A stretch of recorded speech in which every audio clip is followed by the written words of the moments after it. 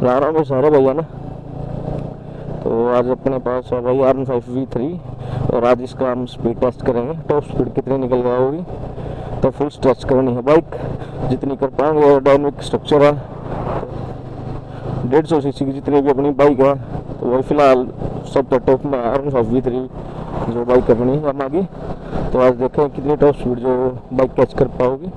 तो फिलहाल bike neutral में है, फर्स्ट गियर, और अब खींचें जितनी बाइक स्ट्रेच कर पाऊंगा अपनी तरफ, तो पूरी स्ट्रेच करनी बाइक। तो स्टार्ट करें भाई।